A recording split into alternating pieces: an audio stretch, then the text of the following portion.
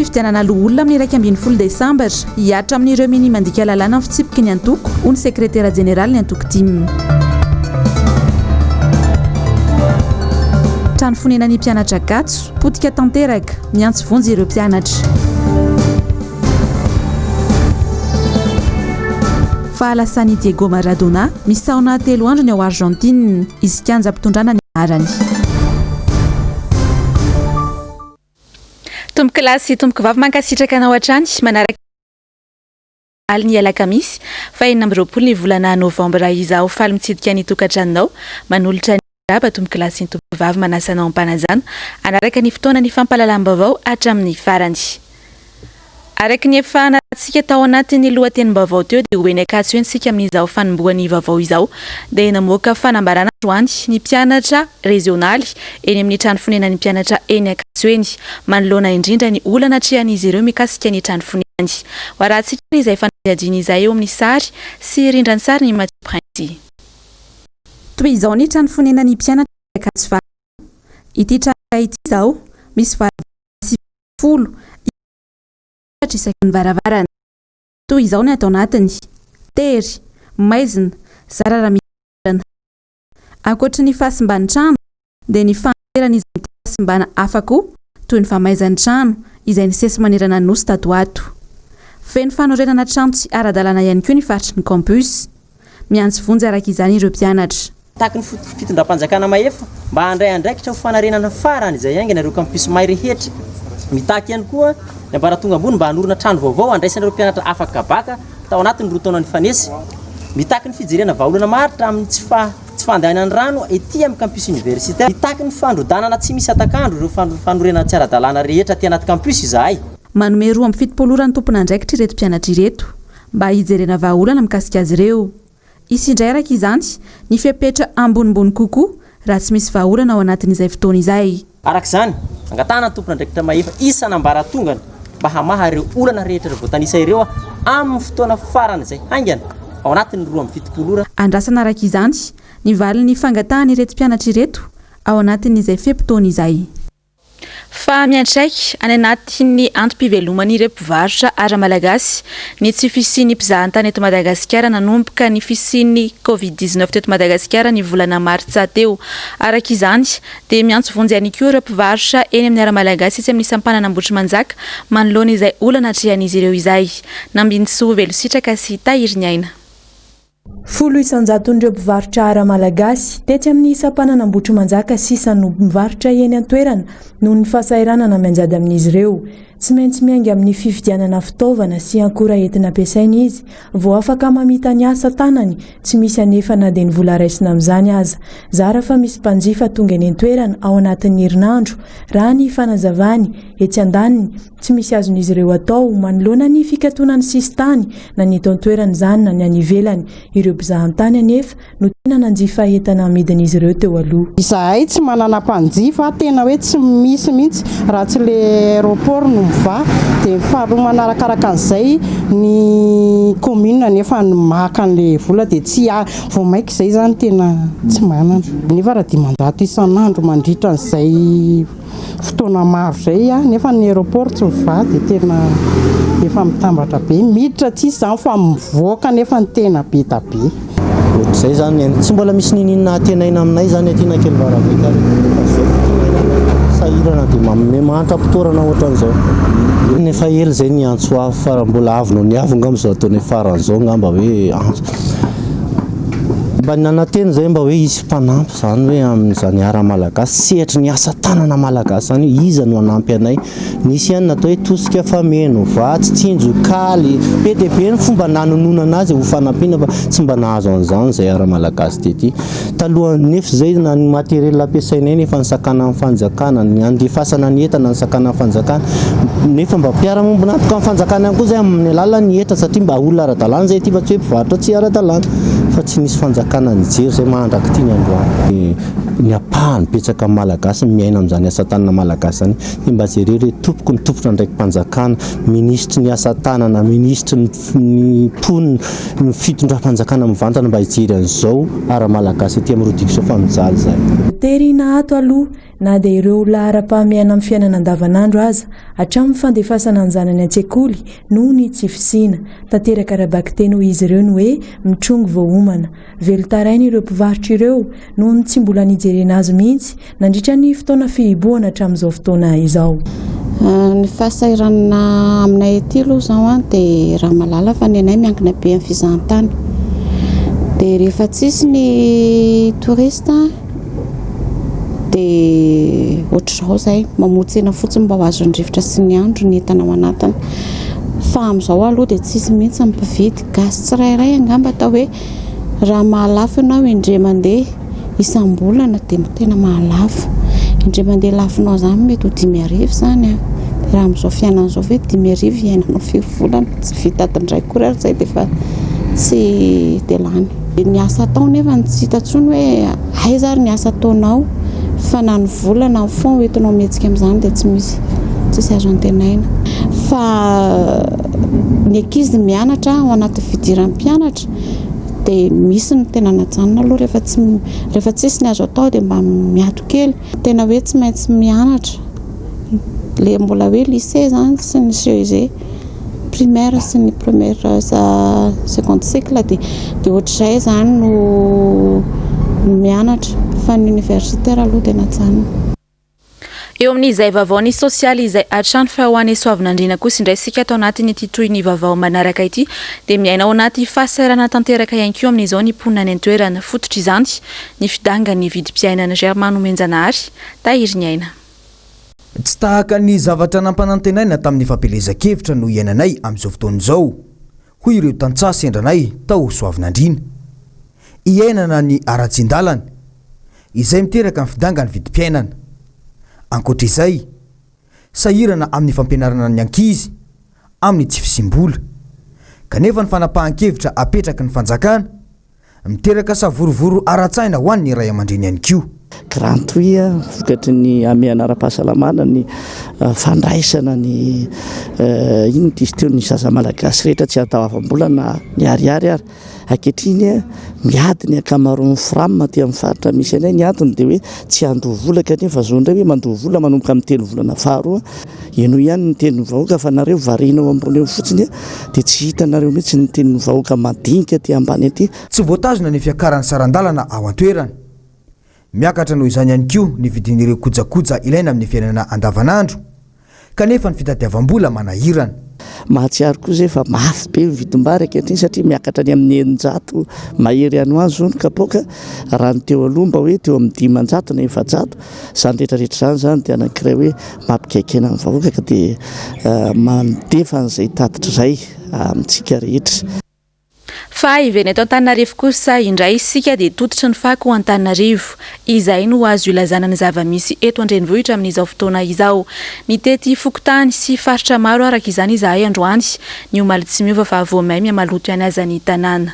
Miradora Benjamina, Andra Rakotomalala. Toy izao ny fako n'Antananarivo. Tsy misy faritra na dia iray aza tsy ahitana fako mivangongo eny fatreny anaty arabe. Ny fofona amin'izany manginy fotsiny. Aty zao eto Andraharo, Ankazomanga, Andraisoro, Andavamamba, Ilanvato, Anosipatrana. Santionany amin'ny toerana ny lalovanay ireo androany.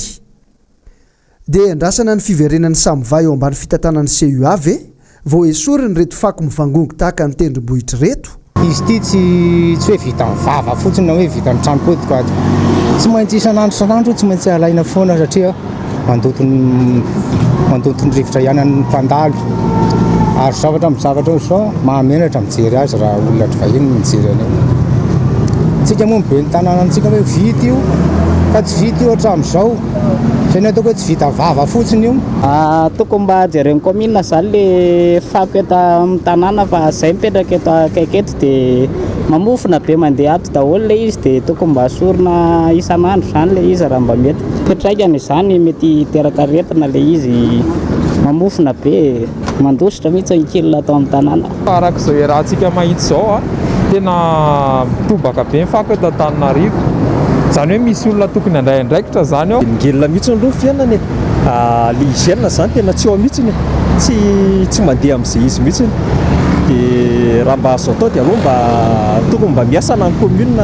Resaka fako zany eto amina etan-draha reto zay zao mipetraka eto akaiky eto karômaty io dia lalitra fotsiny ao aminay eo. Talohan'io fako mbola tsy miala izy zao nitelona laina ny teo telo camion vao nahafaka anazy dia efa ray volana mihitsy vao nasorona zareo. Ny commune zany tokony handray andraikitra mihitsy hoe asorona foana zany le fako satria na le vatra sakafo ety amin'ny manodidina na le fahasalamana amin'izao efa tena mandreraka zany. Zao ny eto Antananarivo zao dia eto Kasomangitsika zao antena manerana ny tanàna zany dia zao hoana mba fihetsiketsehanareo tokony andraikitra amin'io tena mijaly zay mifofona eto zay mivaky ery epiterika nefa tena ataony mifofona tena tsy mety mihitsy manerana ny tanàna mihitsy. Fa anakaiza reny tomobile tsaratsara be da be reny tsy vita vavabe fa tonga dia miasa fa tsy mety amperaho asa le vavy mampana tena vahoaka fotsiny asorona ny fako nefa zao ny fako mitoby araka ny lalana. Fa ho an'ny Morondava kosa ny fanadihadihitsika manaraka dia tsy ny eto Antananarivo ihany no miaina ao anatin'izay fako mivangongo izay fa miaina anatin'izay ihany koa ny any amin'ny commune tsy Vaovao ao Morondava ao miaina anaty FAHALASAN'I ny mponina ny sekoly fianarana tsy misy fanavaozana tapaka lava ny jiro nanao fanadihadiana makasika izay ary ny mpanao gazetiny MBS any Morondava any.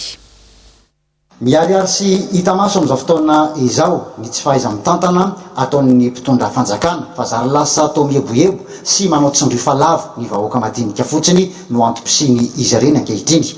Hita taratra izany raha eto amin'ny fokotan'ny tsy Vaovao be ao anatin'ny commune urbaine Morondava misy avovony mameno tanàna zay tsy izy ny fako eto amin'ity fokotany ity. Tsy ahitana na dia taban-jordira anankiray apetraky ny commune ary ao anatin'ity fokotany zay anisan'ny be mponina indrindra eo anivon'ny commune urbaine Morondava ity. Eo andanin'izany potika tsy misy mijery ny sekolim-panjakana izay ianaran'ny mpianatra ary mbola ampiasaina amin'izao fotoana izao. Mangany fotsiny moa ny tsy fandriam-pahalemana ny tsy fisian'ny herinaratra eo amin'ity fokotan'ny tsy Vaovao be ity. Velo taraina ary manao antsoavo ho an'ny mpitondra ireto vahoaka ato anatin'ny faritry tsy Vaovao be ity. Fa eo amin'ny vaovao ny tranga mpiaramonina kosa indray dia nitrangana loza indray ny tao amin'ny ranon'ny kopa androany maraina. Zazavavy kely iray no nisy lofatra tao anaty rano ka ny fampitadiavana.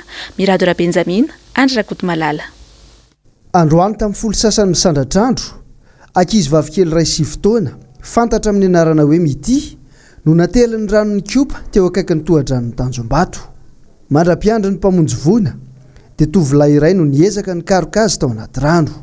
Takana zany ohatrany hoe ankizy niaran'ilomano zareo dia le zazakely zany ohatrany anankiray ny eto an-drano moa ny anankiray natsonja tany tanàna tany dia latsaka izay solo tena zanatany akanazy eto dia tsy latsalatsaky atsasakatiny izay dia nafiakaron'ny pompe hoe miakary amin'izay nareo fa hanao ny asan'izay dia izay niakatry io. Io le ranony zany efa hita maso fa efa ela ihany zareo nanao ny asany. Tao aorian'izay dia tonga ny mpamonjy voina. 20 minitra ny nanaovana ny fikarohana. Efa ny nofo mangatsiaka ny Mity no nampiakarina avy ao anaty rano. Teo avy eo gaga ireo olona mitangorona sy ireo mponina manodidina ary ireo olona sendra mahafantatra azy. Zanaky ny anadamo nofatrano ny anadamo ny anadamo mama za moa nofatrano aminany dia raha manofatrano aminany anadamo mamany dia mba mamangy kely aty zareo dia raha mamangy aty zareo dia hoe andeha hody raha pitso dia nanasa lamba mampanasa lamba olona izy dia rehefa avy nanasa lamba olona izy tompoko any dia ity zazy ity hoe sasana araka le mpanasa lamba nefa tsy hita le mpanasa lamba dia sasa tongotra to izy dia hita le mpanasa lamba ery ary amin'ny antso anay mpanasa lamba ery ny antso anay lasa ery anany ery mety lasa ery mety dia lasa izay ny zakazakana ty daholo mba mijery. Eo amin'ny vaovao ny maresaka iraisam-pirenena kosa indray dia misaona amin'izao ny tontolo ny fanatanjahantena eo amin'ny taranja baolina kitra satria dia nindaosy ny fahafatesana teo amin'ny 40 taona nomaly i Diego Maradona mpilalao kalaza tao Argentine. Mitatitra amintsika ny andindiny izay ary Iravo Razafy Mahenina sy Tahiry Aina. Nijanona tampoka ny fony Diego Maradona ka nitarika azy tamin'ny fahafatesana no mpitondra teny ity mpilalao baolina kitra malaza ity omaly. Talohan'ny 12 alina tany an-toerana nentina fiara fitondrana marary iazony hopitaly Maradona. Tonga nijery azy farany vadiny teo aloha Claudia Villafana sy ny zanany roa vavy Dalma sy Giannina. niaraka tamin'ny floan'ny fédération ny baolina kitra ao Argentine Claude Tapia nahitana mpilalao baolina kitra amin'izao sy ireo efa nisotro ronono. Anarivon'ny Sahady nandritra io fotoana io ireo mpankafy no niandry nitangorona teo akaiky ny kianja izay toerana nanomezany Maradona fiofanany tao Argentine. Hita tany Buenos Aires, Rosario ary La Plata izany fitangoronana izany. Omaliany betsaka ny fihetsika nanehoan'ireo mpity baolina kitra ny FAHALASAN'I Maradona tany Europa, Naples sy toerana hafa samy nampiseho ny alahelo avokoa. Androany fiandrasana ndrazana ao palais présidentiel ao Buenos Aires ao Argentine ihany. 3 andro natokany filoham-pirenena ny Argentine ho andro fisaonana. Ny tany Naples Italia nivoaka ny arabe ny mpankafina no hoe voninahitra farany any Maradona. Ny taona 426 hatramin'ny taona 126 anisan'ny klub nandalovany tao Barcelone. Omaliany nisy ny 2 minitra fahanginana tao anatin'ny kianja natanterana ny Ligue des Champions toy tao São Paulo, kianja filalaovam-baolina izay mety omena anarana Diego Maradona. Rafitinina fohy kosa ny fiainany Diego Maradona tany Luna akaiky ny Buenos Aires Argentine no teraka ny lehilahy ny taona 16 El Pobe de Oro ny anarana ny antsona azy no izy nahafeny taranja baolina kitra ary nahay nampalaza ny tenany. Anisan'ny mpilalao tao anatin'ny ekipa pirenena ny Argentine nandray anjara tamin'ny lalao baolina kitra iadina tompon-dakerana tany Meksika ny taona 26 ny tenany ka nivoaka mpandresy. Ny taona 76 nijanona hatreo ny fahafahan'ny lalao baolina kitra no izy lasa ny lomano tao anatin'ny zava-mahadomelona. Niverina teo amin'ny tontolon'ny baolina kitra i Diego Maradona ny taona 24 ka izy no voafidy hifantana ireo mpilalao andrafitra ny ekipa pirenena ny Argentine.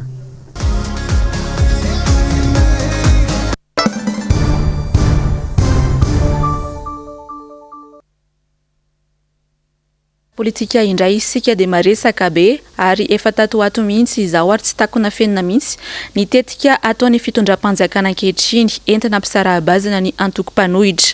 Ny famporisihana ankolaka andray anjara amin'ilay fifidianana tsy ekeny rehetra sy tsy ara-dalàna indray izao no ketrehina lasibatra izany moa ny antoko-tim. Miradora Benjamina sy Andra Rakotomalala. Manamafy ny antoko-tiako Madagasikara fa tsy andray anjara amin'ny fifidianana amin'ny 12 Desambra. Voakasika izany nareo ben'ny tanàna sy ireo mpanolontsaina communal team izay voasikajy ho isan'ireo mpifidy vaventy aza.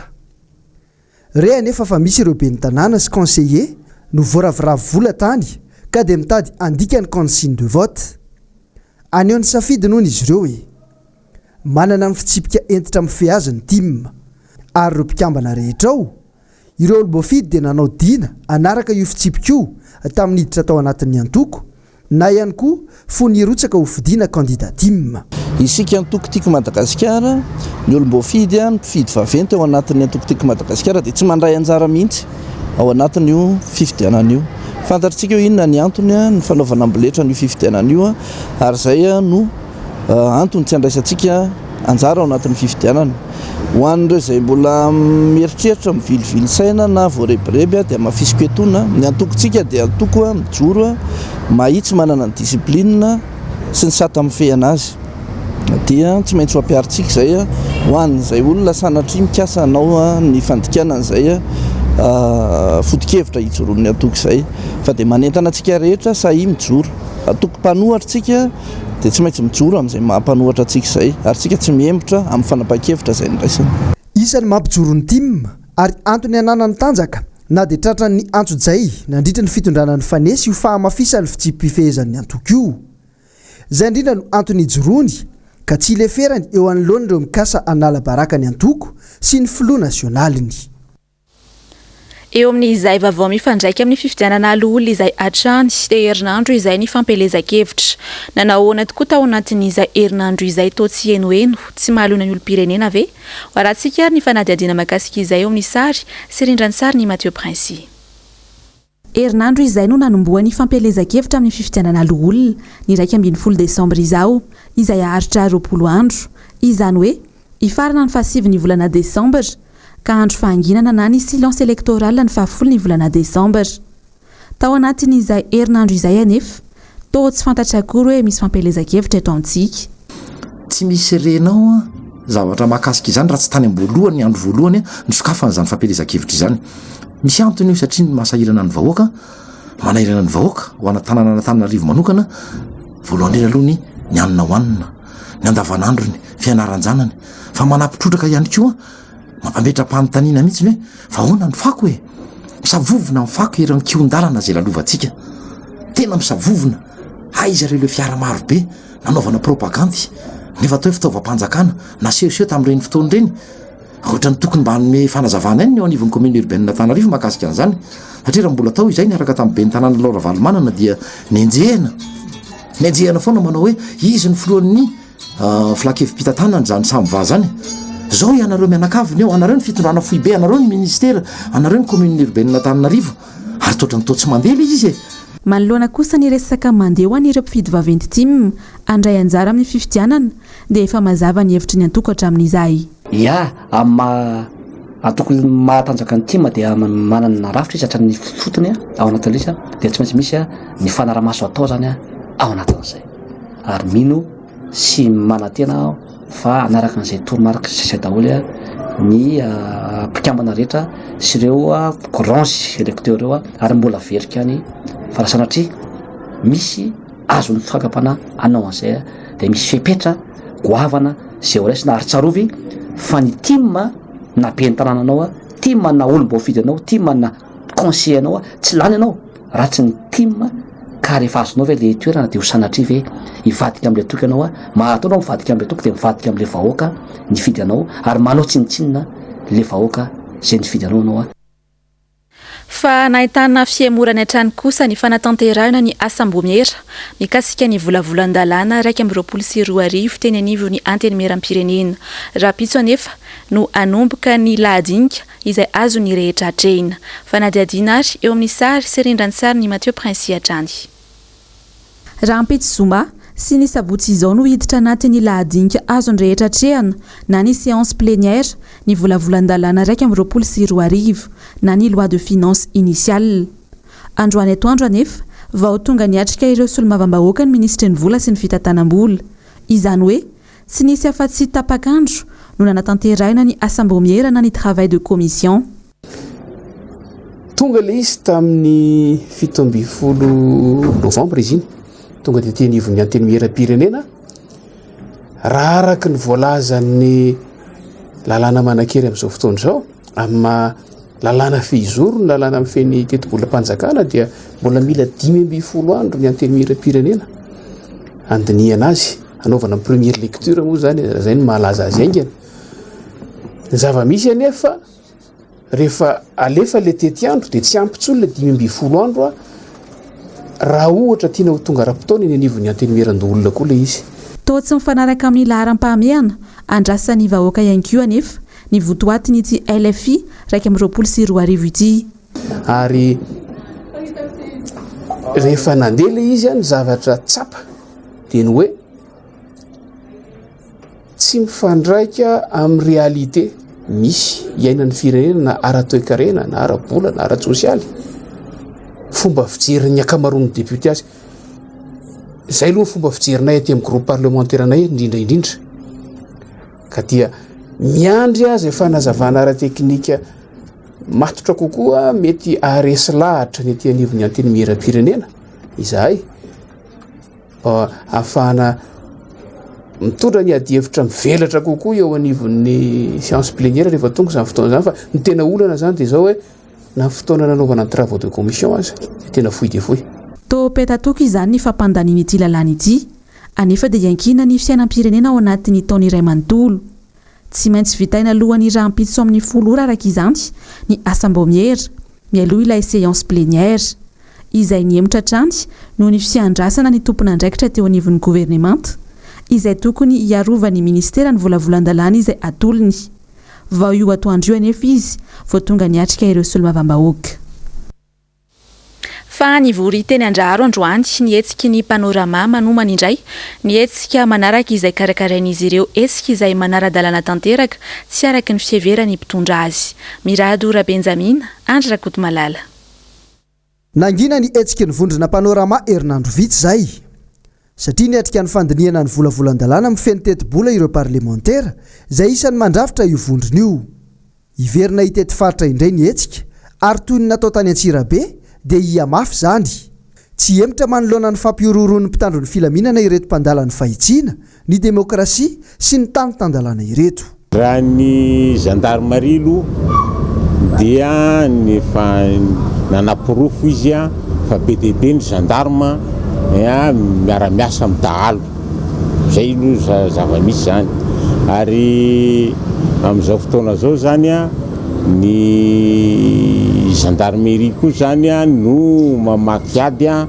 amin'ny parlementaire dia fomba fiasana dahalo koa zany dia zay moa hanao enquête parlementaire mikasika ireo fitaovam-piadiana ampiasain'ireo gendarme sisa ampirororonana ireo avy aizy ireo avy any amin'ny alkaida avy ireo sa avy any amin'ny dahalo avy any ivelany any ve ireo sa avy amin'iny ireo ampiasain'ny gendarme ampirororony anay parlementaire ireo zay tsy manembatsembana zany rehefa hoe io zany ny fifidianana ho ataon'ny izirizirina tamin'ny fanitsakitsahan-dalàna zay ataony io ary arovana gendarme mitondra fitaovam-piadiana tsy fatam-piaviana dia hita eo zany fandeha amin'ny voalohany volana desambra izao dia isy ny fanomanana ny fivorimbe ataon'ny hetsika panorama antoko politika 2020 no mivondrona anatanteraka ity hetsika ity iverenantsika kely indray ny mikasika ny teti-bolam-panjakana ho any taona 2024 dia mbola mitazona ny isain'ny mpanarabavao tokoa moa izy ty hatramin'izao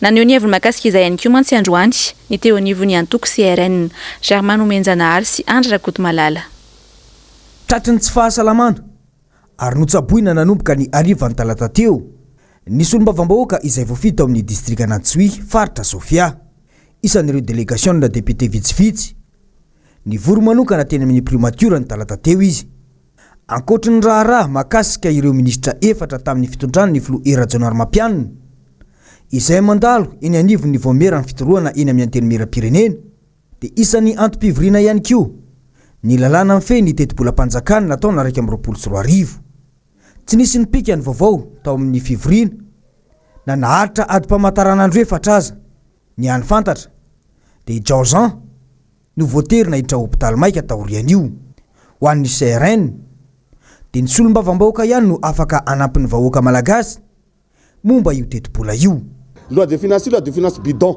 mbola loi de finance bidon io ary manainga ny solom-bavambahoaka fa tena mijoroa amin'ny solom-bavambahoaka nareo fa ny vahoaka ny fidanareo manday impératif nareo fa aza miaro zavatra tsy azo arovana manoloana ny zavamisy ara-politika eto amin'ny firenena izao io dia aina indray ny sin'ny fiverenany fitondram-panjakana amin'ny fihiboana ho iatrany ny tipalo politika ity nisy mpanakanto tonga teto le donjolo saiko Jerusalema nampandihizina daholo ny vahoaka ny Tomasina niaraka tamin'ireny match natao regny za zany eto dia tehiteny hoe tsika vahoaka ny Tomasina ve tsy fay an'ireny tenin'ny filohan'ny republika reny hoe mafy nareo eto dia nampandihizan'le donjolos indray miaraka amin'ny Jerusalema dia raikitra teto fa za ohatra ny tiany nofo raha vao vita le fifidianana sénatorialy io fifidianana lolo io dia apekariny io chiffre io ka hitamatavy ny ilazaina fa be ivony sy Tananarivo ny ilazaina fa eto ny ivony le coronavirus zany ilazana indray fa miverina amin'ny confinement tsika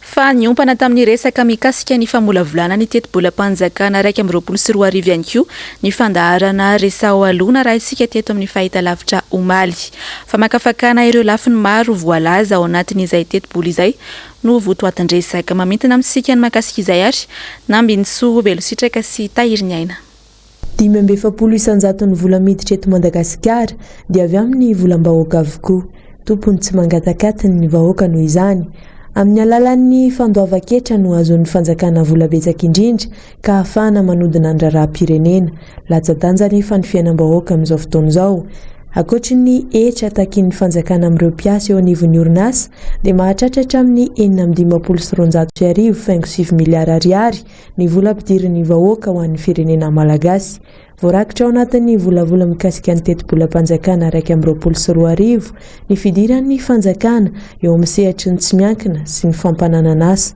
fampiarana ny tena ilaina eto Madagasikara na amin'ny lafininina na amin'ny lafininina. Io moa zany dia tafiditra ao anatin'ilay atao hoe mobilisation des ressources disponibles ary eo zany tokony hiady mafy zany ny solombavambahoaka amin'izay lafin'izay hoe inona ny tena loha hevitra tian'ny fanjakana atao amin'izay ressources disponibles zay dia araka ty lalàna amin'ny fitantanam-bola ity zany dia mbola hitohy ametraka n'ilay fonds souverain ny fanjakana. Le fonds souverain moa dia fantatsika fa ao amin'ny présidencen'ny république misy azy ary raha ampitahintsika ny resaka efa nataontsika teo le hoe fonds national de solidarité dia tokony anjaran'ny député zany miady an'izay ary mieky zany ty fanjakana ty fa tsy misy ny atao hoe filaminana pe zany sy ny justice sociale ny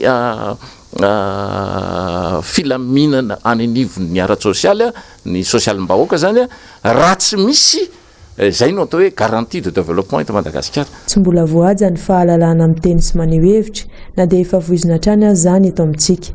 Ilaina ny fanaovana politika madio ho an'ny antoky rehetra velona eto Madagasikara ary tokony ho modely voalohany amin'izany ireo miandany amin'ny fitondram-panjakana. Ny fanaovana politika madio ange dia hoe ianao tompona andraikitra ambonin'ny fanjakana tsy ndeha andravorano metraka mena amin'ny raviravy amin'ny eniny afy alefaso ny propagandinao alefaso ny adihevitra ary raha ohatra raka mbola resinao lahatra izy dia misy lalàna mipetraka hoe manday impératif ny mandahan'ireo olonareo dia azony anjaran'le tompon'le olom-boafidiny ny mandray andraikitra amin'ny fampiarana ny lalàna dia mba tokony hanaraka an'izay ihany koa ny fitsarana fa tsy misy ny justice sociale raha vao tsy mipetraka zany ary tafiditra anatin'ny justice sociale moa ny fanatsarana ny lafim-pitsarana amin'ny ankapobeny. Mila fantatry ny vahoaka fa ny 2,900 amin'ny vola miditra eny anivon'ny abatseranana dia mbola avy amin'ny vahoaka ihany. Diso ny fiheverana fa avy amin'ny vokatra pétrolier no tena mampidi-bola ao amin'izany abatseranana izany 900 ihany zany hatreto. Manomboka raha-pitsy no andaninany teti-bolam-panjakana 220 eny anivon'ny anteny mera-pirenena ary samy miandry ny fampiarana izany sy izay ho fiakaran'ny toe-karena malagasy ny rehetra. Izay ihany koa no mamarana ny fotoana ny fampahalalam-baovao MBS tamin'izao alina izao mankasitraka anao tany an-tokantrano tany anaraka izany hatramin'ny farany sy mametraka ny veloma mandra-pitafary ho amin'ny manaraka indray tompoko.